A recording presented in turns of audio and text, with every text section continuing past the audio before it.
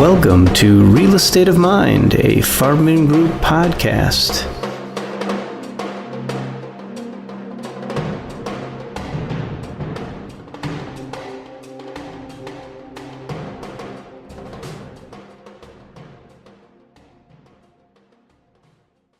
This morning I have a special guest, Bob Nagel from FaciliNet Services. For those that don't know, FaciliNet offers owner representation, project management, facility management, and move management.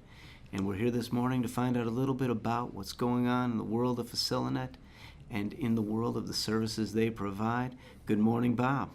Good morning, Andy. How are you? I'm doing great. Good. So, Bob, tell me a little bit about yourself, about FaciliNet. Okay. You know, it's funny. I'm going to talk about FaciliNet first, and I'm going to go into FaciliNet was kind of a dream of mine for many years. I worked for a series of companies where I always led them, but never owned. And we all know in the world of the corporate world, leading and owning are two different things. That's so true. But you know, so the goal with FaciliNet was to kind of launch a company that was so, let's call it, so friendly to the tenant, to the owner of an organization, to support a real estate facility requirement. But how we got to that, you know, I started out in engineering many years ago, and found out that sitting behind a desk designing things was not my forte. And my bosses realized that too, so they put me in a situation where go out and launch offices around the country. And so what that did, you know, that was kind of my first breath of how do you go into a different location, launch an office, and get it productive quickly. Well, the first part of that was finding the office and building it out and getting it ready for your staff. So I did that for about 12 years. We launched about 26 offices around the country with a different company. And, you know, it was a CAD company. It was a CAD CAM company. And so it was just mainly computers and office space. But it was my first breath on the real estate environment. Then from there, after that endeavor, I went into IT, the IT world. And it was kind of fun because, you know, you got to learn about networks, the MPLS world, the whole broadband, the whole how AT&T works, the positives and negatives of AT&T, which we kind of all experienced. You know, and so I had a little different understanding of a multitude of facets that really supported facilities. My last organization before FaciliNet was a large telecommunications firm. And I was a VP of sales, and I had 750 sales reps that reported to me across 6 states. Well, let me tell you, anyone that's in telecom, you should pat them on the back every day because it is a thankless job. It is thankless. I had 750 sales reps that all they wanted, they pushed issues my way. You know, so I did this for 5 years, and I was, you know, not having fun. And I said, you know, at this point, I'm 43 years old. I still want to own. And that's kind of what started. You know, I was 43, and I'm thinking, if I don't do something quickly, I'm gonna miss my window. Right. So, you know, I put some thought into it, and I said, you know, what could we do? So I tried to look at my background, real estate, IT, telecommunications. What does that really, you know, what does that lead to? And one thing it led to was supporting other firms that required real estate transactions. And so that's what kind of led us to FaciliNet. We just kind of, you know, I was sitting at home and I was trying to think of some hypotheticals on how I could launch something. And I knew a person, Gord Somerville, who worked with me at a previous position. He was doing something similar for a developer in the Detroit market. And so the two of us got together and we said, you know what, let's just do this. Let's just leave our day jobs that we weren't that happy with, and let's get this thing going. So back in February of 2005 is when we decided to do this. And it's funny because our first job, so all of a sudden both of us leave this, they were kind of high paying jobs, let's call them. Right. And all of a sudden we're going and starting this thing and we're saying, oh heck, what do we do now? I mean, is anybody going to buy what we want to sell? Right. And and it really was. It was really all about just making sure our whole goal was to take a small to medium business, and especially back at that time, there was a downtime in the Detroit market, and so we said, you know what? There's not a lot of new build going on, but there's a lot of consolidations of companies. So our goal was to market out to the tier 1s, tier 2 automotives, because they were collapsing. If they had multi-site locations in the Detroit market, they were collapsing to a single location, just to, of course, to save money during this downturn. And we started marketing that type of service. It was slow. I mean, I be very honest with you, our first job was a $2,500 job. It was relocating 3 real estate attorneys to a different location. But you know what? It was the best $2,500 we've ever made. Oh, I'll bet it was exciting. Your Because first job, it no was matter what, the first dollar. And it proved to us that someone was going to pay for our service. Now, in today's market, we should have charged them more. But at the time, we were so excited. And they were so thankful, they actually doubled the fee Wow, to $5,000 as a bonus, that's a big statement. just because they knew the value that we provided them. We allowed them to do their day jobs while we managed this entire facility to their needs. And even though it was small, it still had all the gotchas that every project has. It still had new phone service, new internet service, new furniture. Someone had to watch it, had to do a build out. So it was a small project, but it was what we were aiming to do for the future. And that's a big, it's a big statement. One of the things I like best about your organization, and let me hit a couple of key themes that I think you hit on there. First, you guys are not focused on, as much as you probably could be more, you're not focused on your bottom line first. It's always about the client first, and your bottom line is second. So when those guys doubled your fee for that, that's a big statement, and it probably still was about half of what a competitor might charge to do that. And I think that's a real nice thing, because I've never seen an organization other than maybe FarbmanGroup that's as focused on client responsibility and that desire you have to make sure the client is well taken care of. I also think you touched on a great thing. It's so important to continuously reinvent yourself, your company.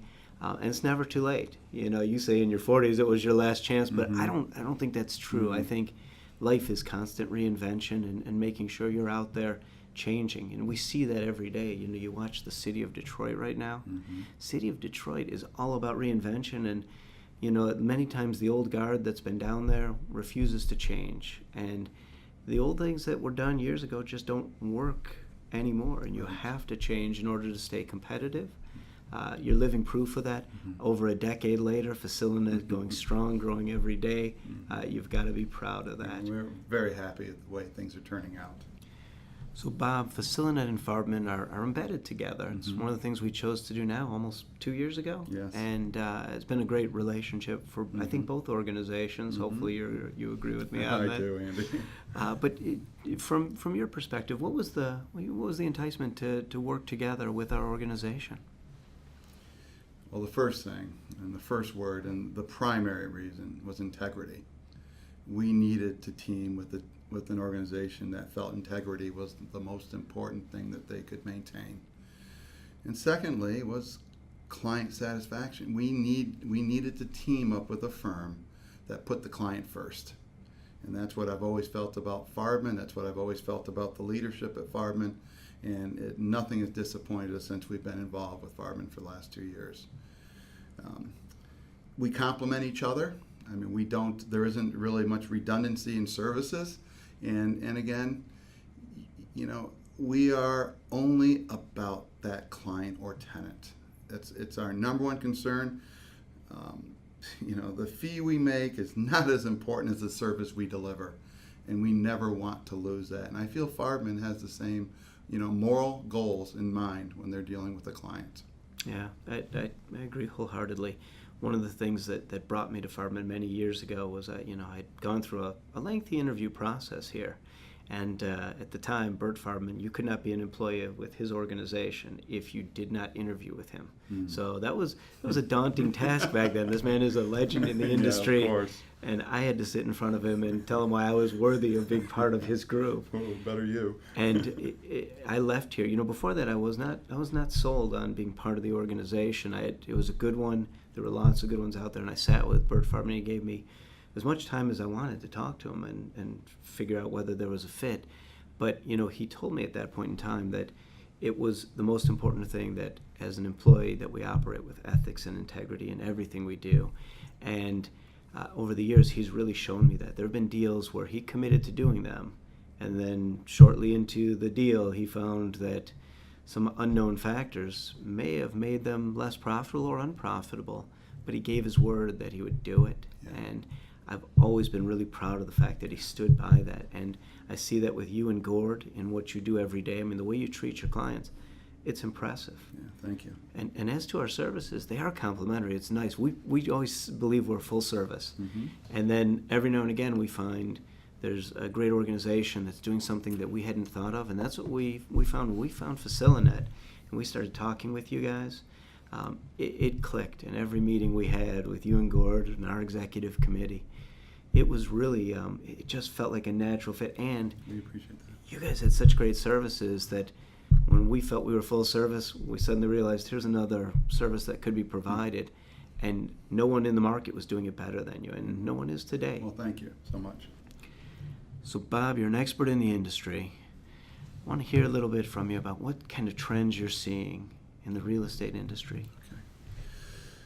Well, Andy, and it's a positive for all of us, the construction is up. I mean, from 2010, it's probably, up a couple 100%.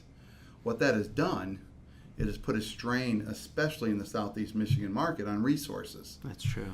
And so clients that want to build something, they want something launched in a rapid environment, it's more difficult today because there just isn't, like now when a GC, a general contractor, bids out to trades, they'll throw it out to 15 different trades and they might get 3 bids. Right. And that's, so some of the competitiveness, some of the, the financial gains of a slow market is being lost by the client. But even worse is that the projects are being delayed. Right. And the one thing a client can't have is a delayed project, because if they're in a lease, they don't want to go into holdover. If they need to increase production because of size right now, they need to go into a bigger facility. They need to get in there quicker, as quick as possible, let's call it. So one thing that FaciliNet does for our tenants that is so important to them is that we do everything in our power to maintain a schedule. We try to do it financially. We try to do it on time for that tenant. So that is probably the biggest concern in trends today. It's a positive as a whole, right? But to the individual tenant or client, it could become a negative if it isn't managed properly. Yeah, there's such challenges. People think when the economy is booming, everything is easier, but you hit on that. Resources get strained, and you still have to meet your client's schedule. Mm-hmm. Probably the economy is a scale for you guys. Having access to significant numbers of trades makes it so you can keep your clients on schedule, and that's an important thing. You also touched on holdover, which some of our clients don't realize what that is until they're faced with it, but when you choose to leave a facility and you have to be out before your lease expires, if you're not, sometimes the landlord has it in their lease that they can charge you 1.5 times, 2 times what your rent was previously until you leave. So those can be very costly to a tenant. And at the same time, most don't know it until they're hit with that. They think that's 30 days. You are right. You are, and you are. They missed that clause when they signed that lease. 10 years previously. So Yeah. Yeah. It's just not the focus. But Right. and from a landlord's perspective, we understand that because you've got to release that space. Having someone in there that won't be there long term hurts Yeah. your ability to finance. Yeah. But, just for those out there who don't know holdover and what that means, you're saving our clients a lot of money by getting them into that new Yes. space on time, Yes. despite the challenges of every economy, Yes. but especially nowadays with tight trades. Yes. So, thanks, Bob. Yep. Okay, Bob, I know that you've got a lot of these, but let's hit on one or two of the success stories that make you most proud of FaciliNet, and we'll try to keep it to that because I know we could go on for an hour or two with all the really good stories that we've shared about what you've done. Yep. Well, Andy, probably the biggest success story, and it's something that Gord and I are the most passionate about, and we feel it's what we feel best about when we go to bed at night. We have had every client return for a second, third, or fourth project. In other words, if they've used us once, they've used us every time over and over in our 12 years. We have certain clients that build 2-3 buildings a year. They wouldn't do it without us. Actually, we lead those teams now. That's fantastic. And it's something that we are so proud of because back in 2005 we weren't sure if this was even a sellable service, and now it's gotten to the point where if a tenant or client uses us, they understand the value we bring to the project, and it's a no-brainer the second, third, fourth opportunity. We become their team. We are quote their real estate team with them, and that is probably our biggest success story. And it's 80% of our business right now is repeat or referral business. That's Which it makes it a little bit easier from a marketing perspective. But again, we're always looking for new opportunities. No, that's great, though. And that says a lot because we know the first time you do business with a new client, there's a learning curve. It's kind of like going into a relationship. You're learning what each other likes and dislikes. And if you can get them to come back, that's the goal.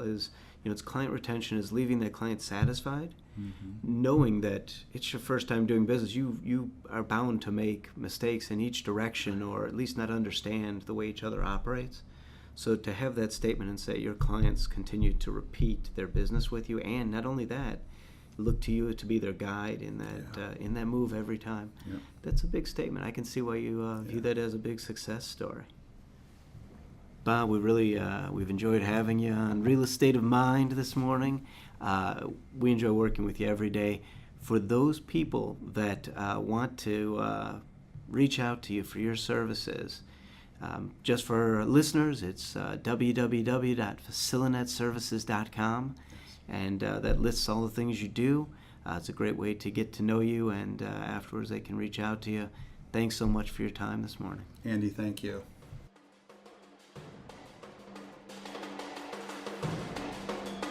Join us next time for another wonderful edition of Real Estate of Mind, a FarbmanGroup podcast.